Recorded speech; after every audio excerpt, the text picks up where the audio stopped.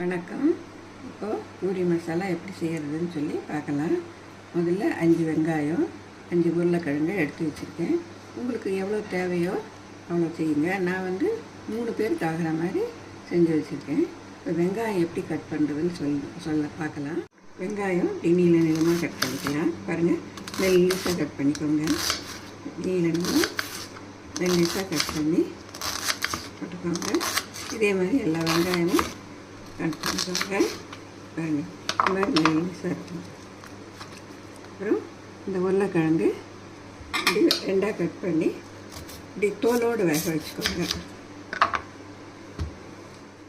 வெங்காயத்தையும் உருளைக்கிழங்கையும் வேக வச்சு எடுத்துருக்கேன். இது தோல் எடுத்துட்டு லேசாக அதை பிசிறி வச்சுக்கோங்க. ரொம்ப பண்ணிங்கன்னா நல்லா இருக்காது. வெங்காயத்தும் பச்சை மிளகாய், உங்களுக்கு எவ்வளோ காரம் தேவையோ அவ்வளோ பச்சை மிளகாய் போட்டுக்கோங்க. ரெண்டையும் வேக வச்சு ஒரு 5 விசில் வச்சு வேக வச்சு வச்சுருக்கேன். இப்போது உருளைக்கிழங்க பாருங்கள், லேசாக மசிச்சு வச்சுக்கோங்க. ரொம்ப மசிக்காதீங்க, நல்லா இருக்காது. இப்போ எப்படி செய்கிறதுன்னு பார்க்கலாம். இப்போது கடலை மாவு ஒரு 2 ஸ்பூன் போட்டு வச்சுருக்கேன். அதுக்கு கொஞ்சம் தண்ணி விட்டு இது பண்ணிக்கலாம்.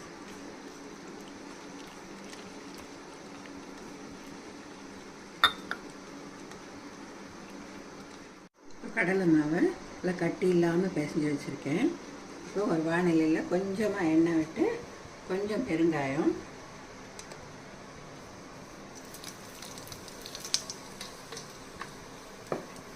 கொஞ்சம் கடுகு,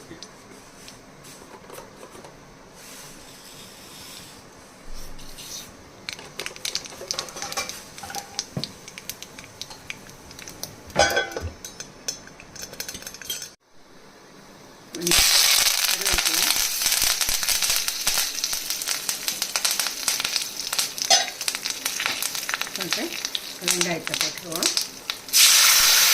வேக வச்சு வச்சுருக்கோம். இந்த வெங்காயத்தை போட்டுருவோம். உருளைக்கிழங்கு,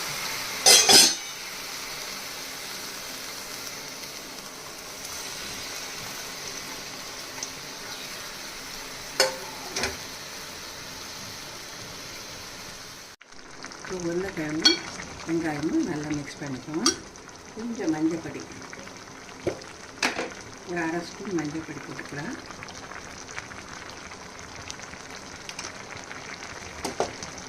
தேவைக்கேற்ப உப்பு போட்டுக்கலாம்.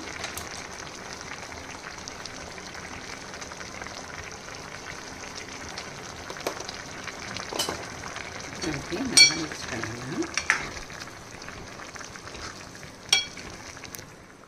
இப்போ மஞ்சள் பொடி உப்பு எல்லாம் போட்டு மிக்ஸ் பண்ணிப்பேன். இப்போ கடலை மாவு மிக்ஸ் பண்ணி வச்சுருக்கேன் பார்த்தீங்களா, தண்ணியில் இது போட்டுருவோம்.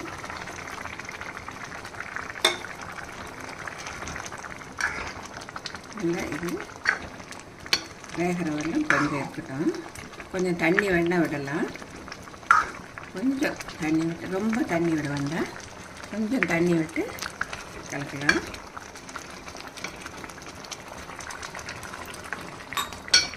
கெட்டியாக இருந்தால் தான் பூரிக்கு நல்லாயிருக்கும். சப்பாத்திக்குன்னு வரும்போது உங்களுக்கு கொஞ்சம் தண்ணியாக இருந்தாலும் நல்லாயிருக்கும். இப்படி கெட்டியாக இருக்கணும். அதான் இது உருளைக்கிழங்கு, வெங்காயம், பச்சை மிளகாய் எல்லாம் போட்டிருக்கேன். அது இல்லாமல் கடலை மாவு மிக்ஸ் பண்ணியிருக்கேன். செஞ்சு பாருங்கள். 3 கப்பு கோதுமை மாவு போட்டிருக்கேன். தேவைக்கேற்ப உப்பு போட்டு நல்லா பிசைஞ்சுப்போம். சப்பாத்தி மாவு போல் பிசைஞ்சு வச்சுக்கலாம். சப்பாத்தி மாவு போலவே பாருங்கள், அவ்வளோ சாஃப்டாக இருக்குது பார்த்தீங்களா. இதே மாதிரி பூரி மாவும் அதே மாதிரி பிசைஞ்சு வச்சுக்கோங்க. இப்போ சின்ன சின்ன பாலாக நம்ம பூரிக்கு சின்னதாக இருந்தால் போதும். சப்பாத்திக்கு பெருசாக இருக்கணும். பூரிக்கு சின்னதாக இந்த மாதிரி அதில் பெருசாக விடணும்னு வச்சுக்கலாம். ஆனால் எண்ணெய் நிறைய வைக்க வேண்டி வரும். அதனால் சின்ன சின்ன பாலாக நம்ம உருட்டி வச்சுக்கலாம். பூரி சின்ன சின்ன பாலாக செஞ்சு வச்சுருக்கேன் பாருங்கள். பூரி செய்யலாம். இப்போது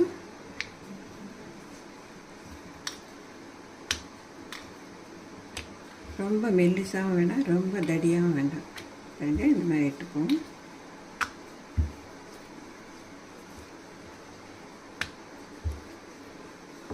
எள்ளெண்ணெய்ங்கிறதுனால பொங்கி வரும். அதனால் கொஞ்சம் அதில் புளி போட்டிங்கன்னா பொங்காது.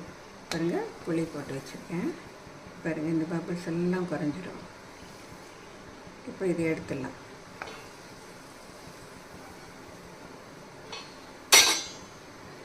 இப்போ தூள் போட்டு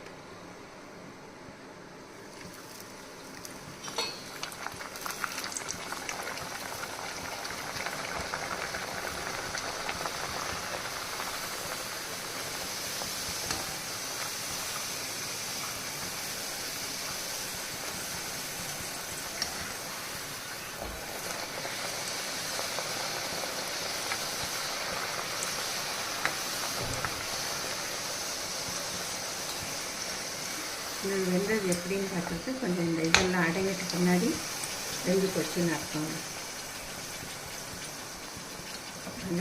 அடங்கிட்டு இப்போ எடுத்துவோம்.